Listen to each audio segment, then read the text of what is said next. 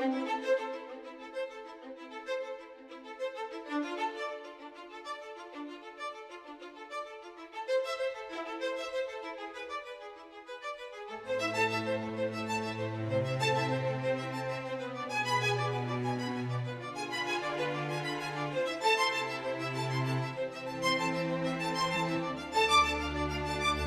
welcome to Business Okay. Brains, the platform I created based on being an entrepreneur and business you are interested in based on a matter of importance to you.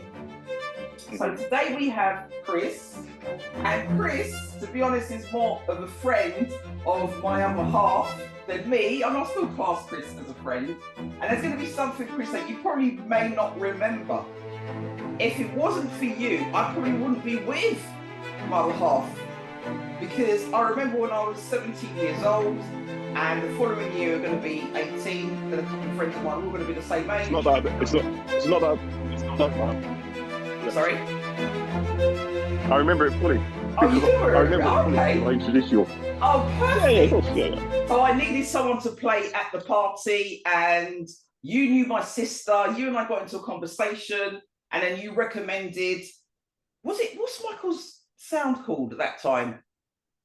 It was called Active Force at that time. Active Force, cool. So yeah, and not only did I end up with the person that was he the main person of Active Force? I'm not sure. It's so innocent. People might remember more than me. Not only did I end up with that person, I'm actually still with that person after over 30 years. And I've got you to thank. Do I thank you? I don't know. No, we're still the same person, so it's definitely something to be thankful for. Yeah. So thank you for that. Wow, I didn't know. That's I didn't okay. even remember. A lot of people don't remember. So, but today it's not about me and my partner and whatnot. It's about you, Chris, and it's about the fact that I think that you're so entrepreneurial. And we're just going to go into. We'll start with how are you today? How are you feeling today? Yeah, feeling okay today. I'm starting a new job on the 29th, so I'm eagerly trying to book something for next week abroad. Just my last hurrah. Oh, cool! Before the party's over. 29th of this month. I'm just supposed to 28th for this month. 29th for this month. So I've got next week free. I've got an option at my sister's place in Turkey. Cool. But I'm just looking at somewhere else as well because I was only there about a month ago. So, but yeah, no, other than that, I'm fine. You're cool. Well done. Well done for the new job situation, and definitely a brilliant idea to detox before you start a new role. But more about what you're doing now. On to you. So you're feeling good. You're feeling great. Got a new job. Going to be on holiday. Going to be nice and relaxed. So in terms of what you're doing now, we're going to go into it, but let's start with, where did you grow up? I grew up in basically North London and East London. So I was born in North London, in Whittington Hospital, in North London, which is like Holloway Road, around that way, Hornsey.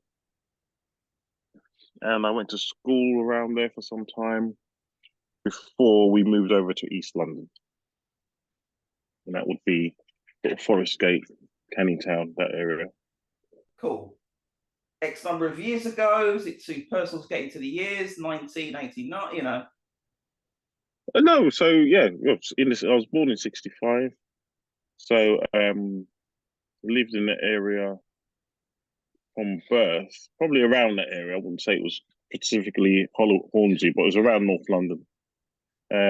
About 70, 75 moved to East London, because I remember that going to school in East London. Late 70s, mid 70s, between big family, or is it just you?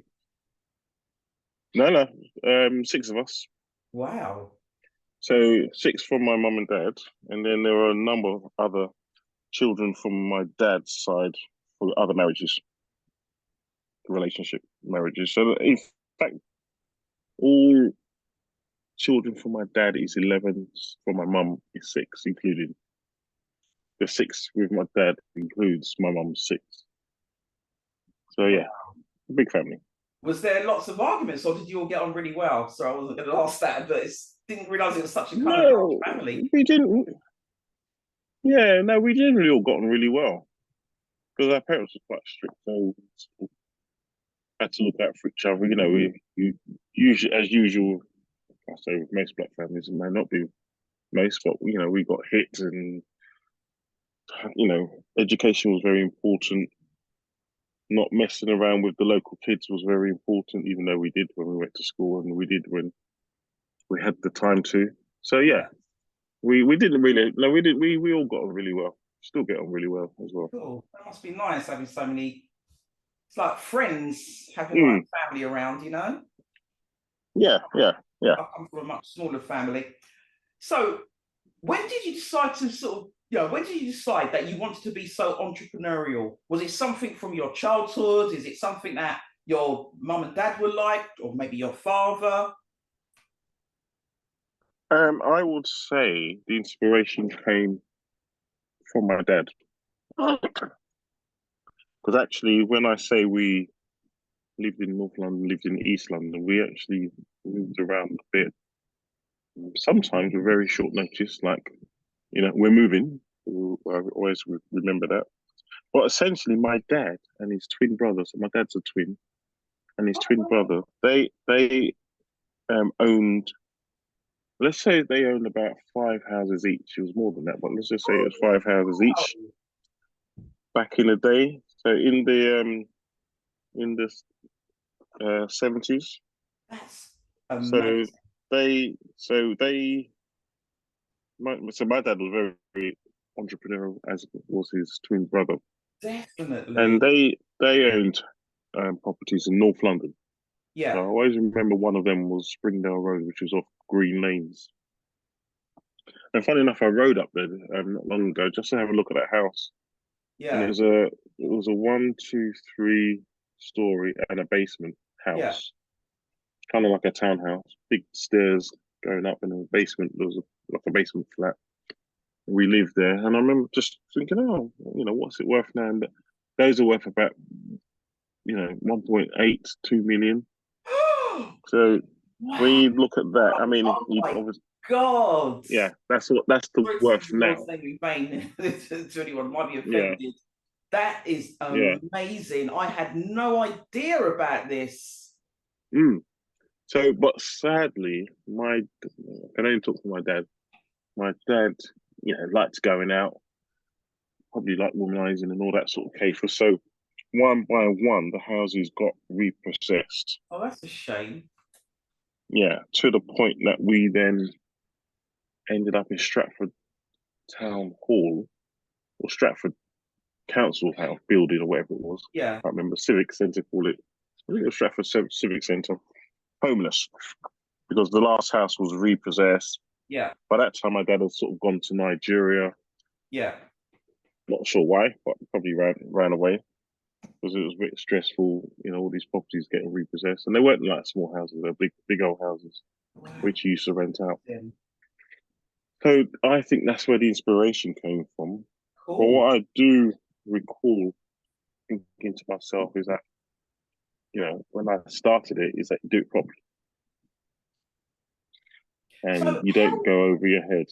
how old were you around this time then? Your dad had five properties. Were you sort of 5, 10, 15 years old? Did you understand what he was doing?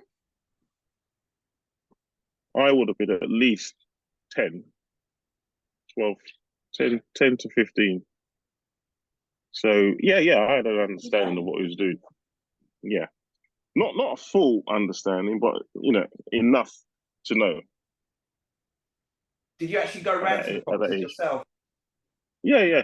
Well, that's what I said. We used to bounce between some of them. As Because in what living you'd do, there? we'd live in there, and then you'll have tenants in there as well. Oh, So the one, okay. so the one in Springdale Road, which was off Green Lanes, Yeah, I remember tenants there. I remember being in other houses, there was tenants there because in them days you rented it by the room, right. so it was all by the room. So yeah, I remember the tenants. Yeah. Wow. Did you make friends then? Did some of these people have kids of their own around about the same age as you, and you could perhaps be friends? They no, they were just generally sort of workers. I don't recall many with kids. I would just remember that be a bloke or be a woman, something like that. Wow. Mm. To me, but this is what this is for. That's just so interesting. Mm. So, how did it all begin for you? Because then you can then go into what you do right now. Sort of tell me about your empire, because it So, is an so empire. how it all began was back in 1989. Well, let's say 88, 87. I Yeah, was working in a city. yeah, I was working in a stockbrokers, yeah. and looking back now, but at the time, not really understanding things because I was still newbie. I'd been there about 3, 4 years. I was made redundant. It wasn't really a redundancy. It was really just someone wanted me out and wanted to put someone like their brother in or something like that. Oh, the usual. Yeah, still that happens these So days. the usual, yeah, yeah. So it was almost looking back. I'm thinking, well, things haven't changed Not at considering all. my current situation. But anyway, so I was made redundant at that point. That would have been, I think it was 88, 87, 88, made Yeah. redundant. And I always remember the redundancy pay at that time was probably more compensation rather than redundancy. It was about 11 grand that time. It's not bad. So at that point, that was a lot of money back then. Definitely. A lot of money back then. So at that point, I was deciding what to do. And I remember thinking to myself, yeah, maybe I'll buy somewhere. But then that need to purchase became more urgent because then my then partner Yeah. became pregnant. Oh, That's wow. Trisha. You've met her. Oh, So right. Yes. she became pregnant. That would have been 88. And my son was born in 89. So at that point, it was, in conversation with my mum at the time, I think it was more of family man in a family way, needed Yes. somewhere to live. So buy somewhere. That's cool. That So was at your that own property, the time, first one. So that's yeah. fantastic. So definitely 88. So at that time, you know, went to it was Abbey National then. So went to Abbey Oh, National. yeah. Oh, my God. Yeah. Here's your pay slips. I think I was probably still working at the time. Here's the pay slips, this, that, and the other. And yeah, it was given a mortgage. So that was 88. Bought the first house. Wow. That And was, then really after that, so I got made redundant, and then I was in between a couple of jobs yeah. before I thought, let me go back to uni, study for my social work qualification. It's amazing. Um, so I went back to uni, study for social work qualification. So that one house was there. Um, in the end, we didn't actually live in the house together because we split up basically. So Oh, I'm sorry to hear that. at that point, yeah. So at that point, I then decided to rent it out, Cool. and that's how I started Was the your dad journey. alive Really, at this time? I can't remember. yeah, yeah, But what did he yes, think yeah, about the fact you bought a place? Was he happy for you? And yeah. They were impressed. My parents were never the type who, you sat down and got a pat on the back. yeah, It was like okay, that's good, yeah, okay.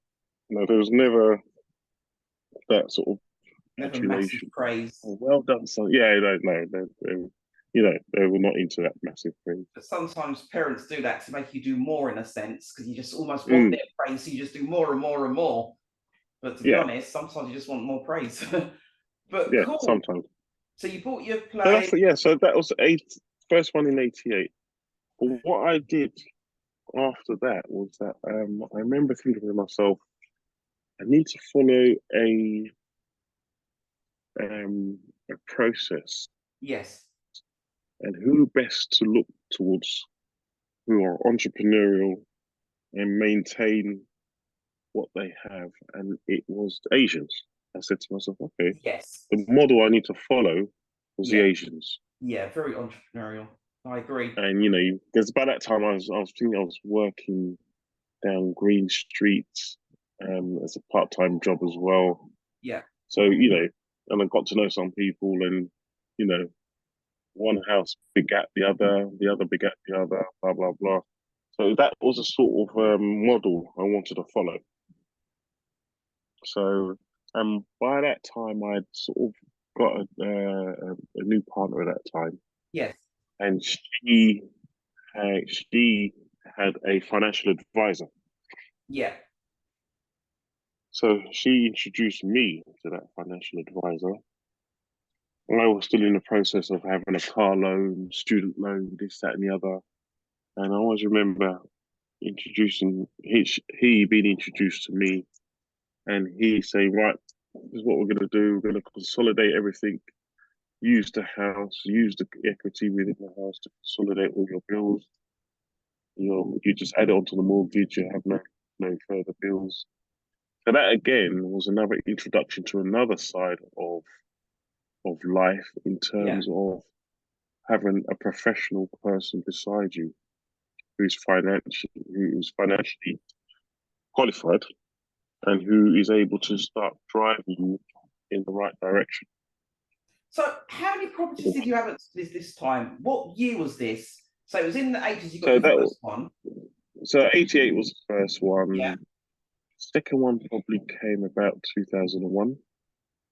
Okay. Were you living anywhere at this point, or were you just renting? I had lived in the first one for a period Right, of the time. first one you lived in, yeah. The second one you rented that out.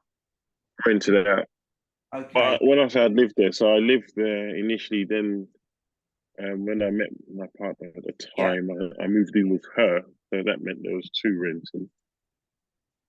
And then, so that would have been, so first 88, second 2001, third I would say maybe is about 2005,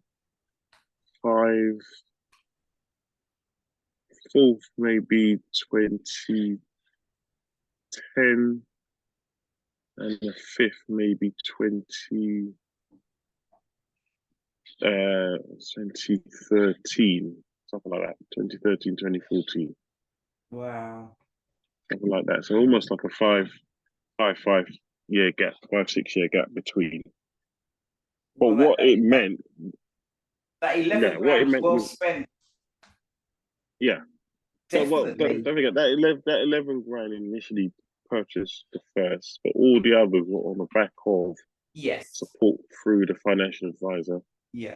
to a draw down on one house, um, get enough money from the drawdown, plus some equity, plus whatever I had in my back pocket that went towards the next property, and then and on like that. That was the MO I used at the time. So it's good you got the financial advisor, but as of now, that's kind of like quite a lot of properties to juggle. Do you have anyone working with you?